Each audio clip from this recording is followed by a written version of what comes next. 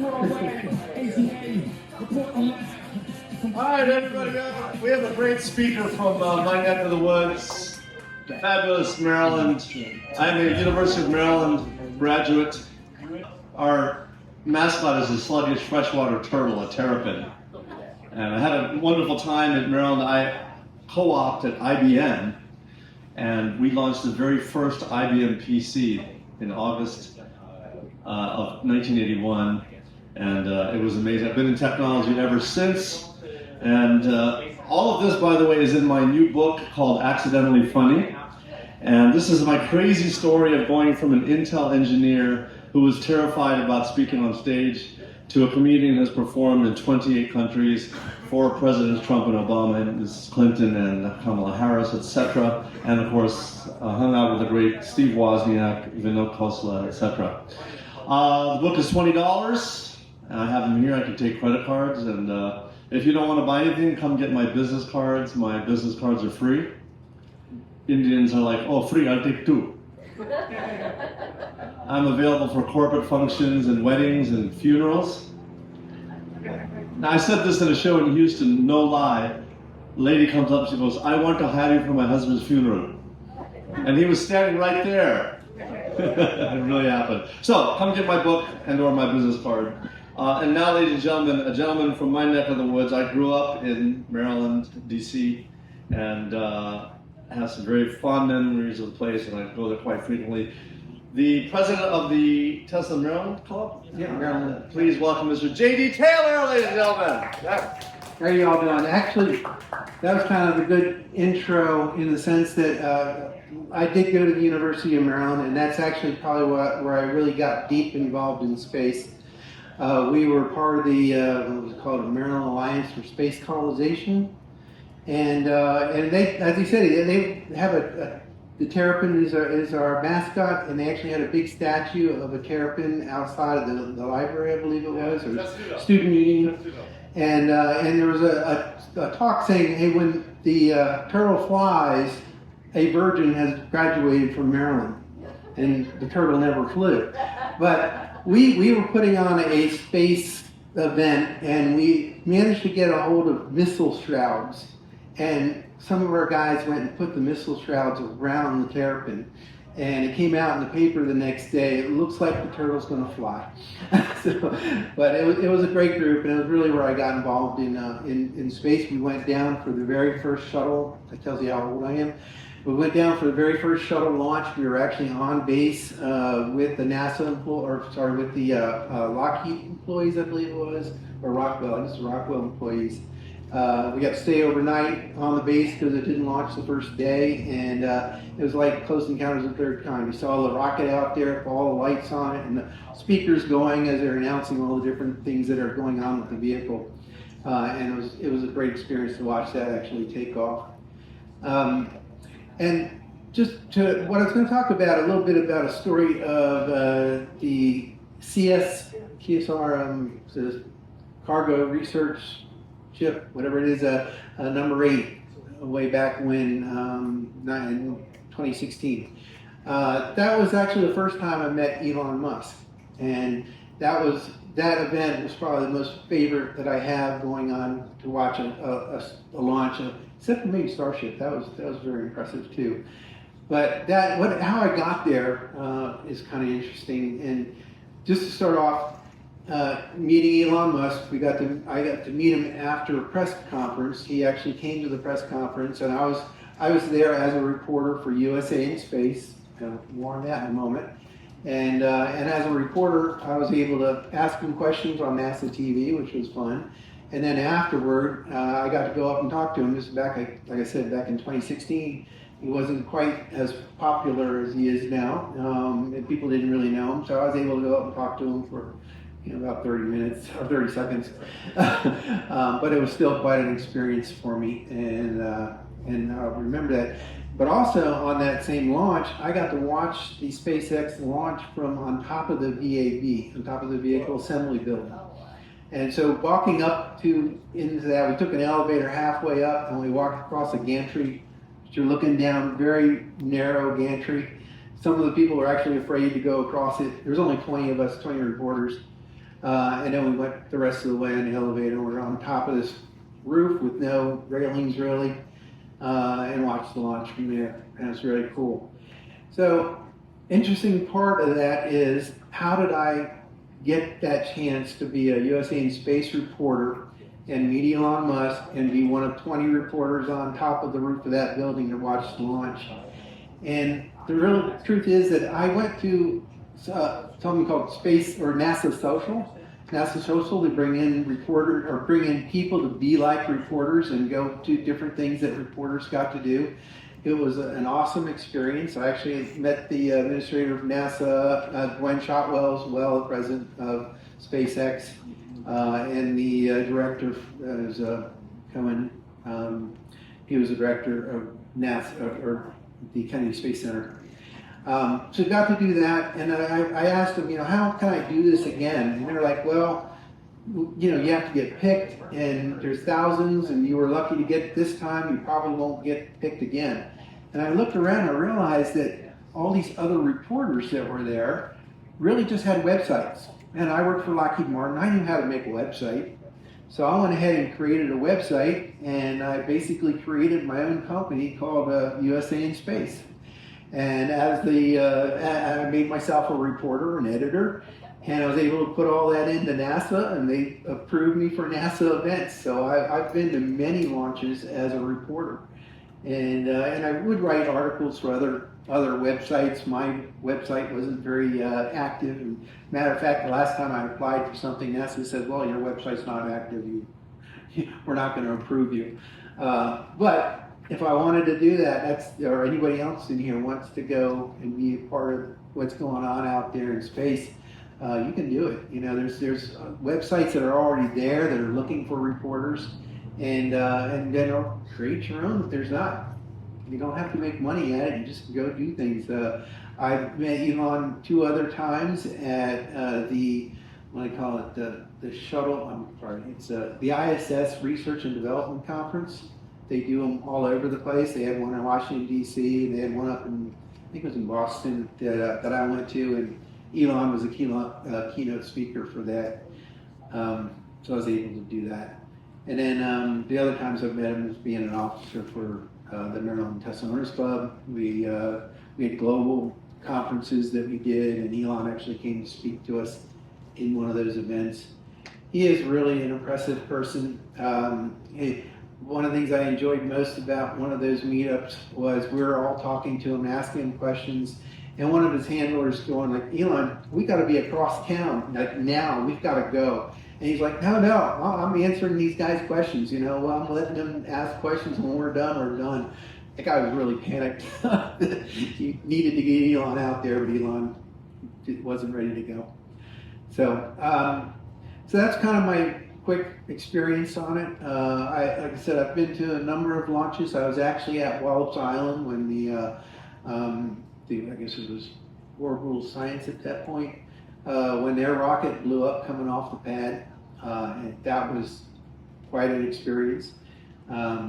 We were actually, the first day we went out on the press bus, went out to the launch site, and they gave us instructions. If something anomaly happens, what do? You got to get to the bus. Everybody evacuate. You'll hear me saying, evacuate, drop all your stuff, leave it there, get on the bus. We're going to get you out of the area. We were a long ways away, but if the smoke came our way, it could be all kinds of hazardous stuff. Also, if it blew up big enough, pieces can go all over the place, so you were supposed to evacuate. And that first day it didn't launch, so we had to wait for the next day. So the next day we're driving out to the launch site, and the NASA person said, "Okay, you guys, you all know, what do you do when there's an anomaly going on?" And I say, "Evacuate." And everybody on the bus said, "Oh, we take pictures." So they weren't ready. And actually then when it actually blew up, what did everybody do? They stayed and they kept taking pictures. And then when they finally did start to evacuate, which is actually when the concussion hit us from the explosion, people then said, "This is serious, we got to get out of here." So what did they do? They grabbed all their equipment. They ran to the bus with all their equipment. I actually listened. I sort of listened. I did stay until the concussion came and hit us and everybody else was moving. I left all my equipment though, and I went back on the bus. And we were not able to go back and get our equipment until almost midnight, which was a couple, 3 or 4 hours after the explosion. They had to safe everything before we could safely go back out there. We went back out there, the few of us that still had equipment out there, and picked up all our equipment. Now I left my cameras rolling, and I actually got some decent footage of the explosion. I was actually traveling up with the rocket as it was exploding, and then the concussion hit, and then I left. The rocket came back down, so I kind of missed that part of it. I wish I had widened out my view. But when I got back to the visitor center with all my equipment, what I call the real reporters, the people like CNN and AP and those people actually came down the walls to try to find out what was going on. And they started asking me all kinds of questions. And the guy from NASA, or the guy from CNN said, hey, can I take a look at what you got? I was like, well, all my batteries were spent. He's like, well, come over to my truck. We'll see what we can do. And he took a look at what I took. And he says, yeah, I'm going to send this down to Washington. And if you're interested in talking, they'll give you a call. I said, sounds good. So I'm actually heading back to Ocean City, where I was staying, and it was like almost 4 in the morning, and I get a call from CNN down in Washington saying, hey, can you be here at 8 in the morning? It's like, in Washington, D.C.? I said, yeah, no, I'm still out here in the Ocean City area. And they said, well, get back to Wallops Island, and we'll have one of our remotes meet you there at like 7:30 or something in the morning, and we'll go on at 8. So I did that, and I came out at just about 7:30 or so, and the guy's out there from the remote, he's taking everything down. It's like, what's going on? He goes, I can't get a signal from here. We got to get closer to Chincoteague. And I was like, oh, okay. So got all the things there together, got in the car, we drove over, there's a van, got in the van, got close to Chincoteague, jumped out, and we started setting everything up, and he says, let me just do a real quick check. Okay, it's good. You're on. I'm like, what? I'm on live? So I was on live on CNN with Michael O'Brien for about 10 minutes, and it was very interesting. I mean, I didn't have any idea, like today I'm kind of winging it. I didn't have any idea what I was going to say for that, just answering questions. But when I came back to another launch later on, all those other guys who were doing their own websites and scraping whatever money they can make from them and doing advertisements, they were so jealous that I was on CNN, and here I'm just somebody who does this for fun because I love space and I wanted to see launches. So that was a fun story. Anybody have any questions about space reporting or what it's like to do some of this? Yeah, go ahead. Back. Yeah. So he was asking what kind of things did I report? Was I doing the detailed information about the rockets and propulsions and things like that, or was I just reporting on the event that occurred and what I saw and my impressions? And for me, I was really not reporting on anything because I had the website, I had the credentials, and I went there to go enjoy the launch. I also went there out to set up cameras, and I wasn't even setting up cameras. I went to help the other people set up cameras, just so I could get so close to the rocket, because you are really close if you're setting up those timed cameras that take those pictures of when it's launched. But most of the people there are reporting on the actual event, what's happening, especially if there's something that went off abnormal. Afterward, you go to briefings and you actually talk to the people up there at the briefings. You can ask them, hey, we saw this kind of thing during the launch. What was that, or just questions that you think that your public might want to hear. What I did do is I did my own reporting to websites. I actually wrote articles for websites. One of the articles I wrote was called Women in Space, and I got to interview some pretty impressive astronauts, some women astronauts that did all different levels of their space careers. And that was set up by NASA. I basically just called them up and said, hey, I'm with USA in Space. I'm interested in doing an article on Women in Space, and I'd like to interview some of your astronauts. And they set it all up for me. It was very cool. I did an article about the Mars, the movie Mars. Prior to it coming out, it was going to be just a prequel. One of the websites asked me if I would do it. I actually set up an interview with Andy Weir. Facebook friends with now, which is pretty cool. and also James, I don't remember what his last name was. He was anyway. The guy, the other person I talked to, said I can't remember his name, but he was the advisor for the movie The Martian, and it was very interesting talking with him and getting NASA's side of it. You know what NASA thought of it and how they set it up. And I actually set up other things for him to come speak at. I was on a group for the Museum of Science Fiction in Washington, D.C., and he came to speak at some of our events talking about the Mars, the movie, and the Mars, the real mission, and how they differ and what they really were going to do. And that was a really interesting topic. But yeah, I have met many astronauts. I have met a cosmonaut, much of it at these different conferences that I've been able to go to, all under that USA in space. I really need to start it back up again because I'm getting the space bug again, and I would love to do more of it. But the answer to the question is you really can just report on what's happening there. It really depends on what you think your audience is going to want. Usually it's better to go more in depth. There's some really good space reporting groups out there now. Spaceflight Now, NASA Spaceflight, another one. That really do some in-depth stuff and really understand what's going on and have tons of live cameras out at Austin or down in Starbase and out here at Cape Canaveral. But it's a good opportunity. And actually, another way to do it too is try to look up the NASA social.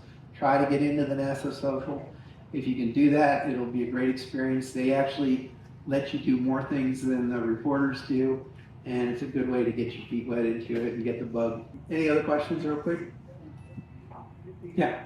Do you still have your website? Do you still do reporting and all credentials? I have my website, but it's not active. It's really, I don't even know if you'll get an error on it, but I still own the domain name, the USA in Space.